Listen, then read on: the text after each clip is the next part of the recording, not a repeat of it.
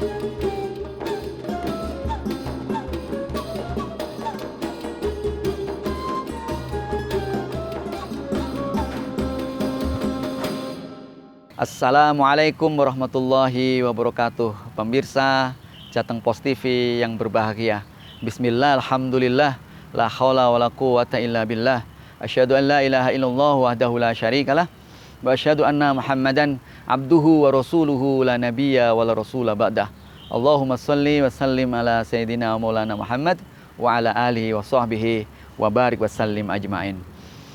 Para pemirsa Jateng Pos TV yang berbahagia, izinkan saya pada kesempatan kali ini untuk membagikan materi berupa tentang ghibah. Ghibah itu artinya bahasa Jawanya itu ngerasani. Ghibah itu kalau dalam bahasa Arab masih dalam satu akar kata dari kata ghaib. Ghaib itu artinya tidak kelihatan. Jadi bisa disimpulkan adalah ghibah itu adalah membicarakan orang lain yang orang lain itu tidak ada di situ. Nah, itu namanya ghibah. Tidak ada di situ. Apabila orang ini mendengar aibnya dibicarakan, dia akan malu. Kalau orang ini mendengar bahwa aibnya dibicarakan, dia akan jengkel, dia tidak suka. Itulah disebut sebagai ghibah. Kalau aib yang dibicarakan itu tentang apa yang benar terhadap apa yang dia lakukan, maka itulah yang disebut sebagai ghibah. Namun demikian, apabila itu tidak benar, aib yang dibicarakan itu tidak benar-benar terjadi pada dirinya, maka itulah yang disebut sebagai fitnah. Padahal fitnah lebih kejam daripada pembunuhan. Al-fitnatu asyaddu minal qatl. Dan ketahuilah bahwa sesungguhnya ghibah itu termasuk perbuatan yang sangat tercela. Bahkan saking tercelanya, ghibah ini menyebabkan amalan-amalan yang baik yang telah kita kumpulkan itu bisa runtuh, bisa kehapus, bisa hilang karena ghibah ini. Oleh karenanya, ghibah bisa dikatakan sebagai mesin pemakan amal yang sangat luar biasa. Oleh karenanya, marilah kita berhati-hati jangan sampai kita ini menggibah atau menggunjing. Allah Subhanahu wa taala berfirman dalam surat Al-Hujurat, A'udzubillahi minasyaitonirrajim. Bismillahirrahmanirrahim. Ya ayyuhalladzina amanu jtanibu katsiran minadh-dhon inna ba'dadh-dhonni ismun wa la tajassasu wa la yaghtab ba'dukum ba'dahu. Ayuhibbu ahadukum ayyakula lahma akhi mayyitan fakarihtumu. Allah Subhanahu wa taala berfirman, wahai orang-orang yang beriman, jauhilah oleh kalian itu prasangka buruk, karena sesungguhnya prasangka itu sebagiannya adalah dosa. Wala tajassasu, dan kemudian janganlah kamu bikin adu domba. Wala yaghtab ba'dukum ba'dahu, dan janganlah kamu membicarakan orang lain. Janganlah kamu menghibah tentang orang lain. Membicarakan orang lain itu tidak boleh kalau orang lain itu tidak ada di situ. Terutama tentang aib-aibnya. Lalu bagaimana kalau kita membicarakan tentang kebaikannya? Ya itu boleh, tetapi kita jangan sampai terjebak. Karena pada awalnya kita akan membicarakan kebaikannya, tapi kemudian kalau dibiarkan lama tanpa terkendali, kita juga akan terjebak dalam ghibah itu. Pada prinsipnya Islam mengajari kepada kita untuk bicara ketika ada orangnya di situ. Ini kalau kita menjaga perasaan, karena bisa jadi kalau kita ini membicarakan seseorang, kalau orang itu mendengarkan tentang apa yang kita bicarakan, terutama berkaitan dengan aib, dia tidak suka, itu seolah-olah kita diibaratkan dalam Al-Quran tadi seperti kita memakan bangkai yang menjijikkan. Makan bangkai yang baunya busuk, kita disuruh memakannya, tentu saja kita tidak mau. Itulah seperti itu, ghibah itu seperti itu.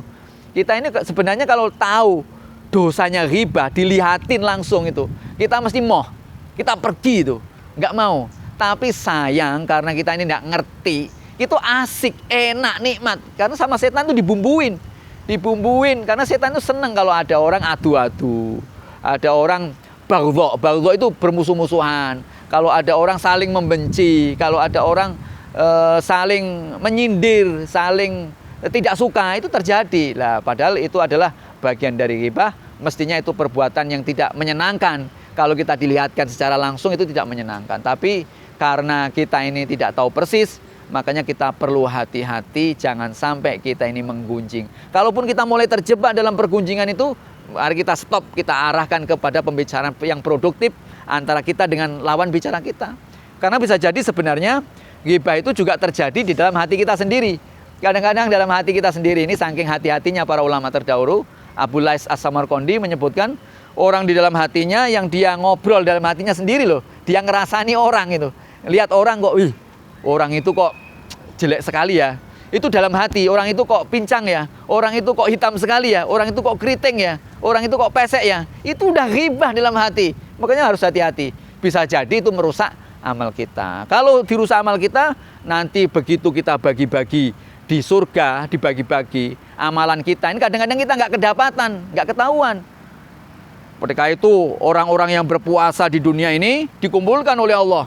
Wahai orang-orang yang berpuasa, wahai shaimun, orang-orang yang berpuasa, ayo kumpul di akhirat. Kumpul. Setelah kumpul, mereka dibagi pahala apa? Pahalanya puasa, dibagi pahalanya puasa. Ternyata ada orang yang waktu di dunia puasa tapi dia nggak dapat pahalanya. Kenapa? Karena rupanya dia berghibah, sehingga pahalanya itu dihabiskan oleh, dirusak, dimakan oleh pahalanya, oleh dosanya ghibah itu. Sehingga kita sangat tahu persis, ada hadis yang menyatakan kam min shaimin laisa lahu jaza illal ju' wal atos. Banyak sekali orang yang berpuasa, dia tidak mendapatkan pahala puasanya kecuali hanya lapar dan dahaga.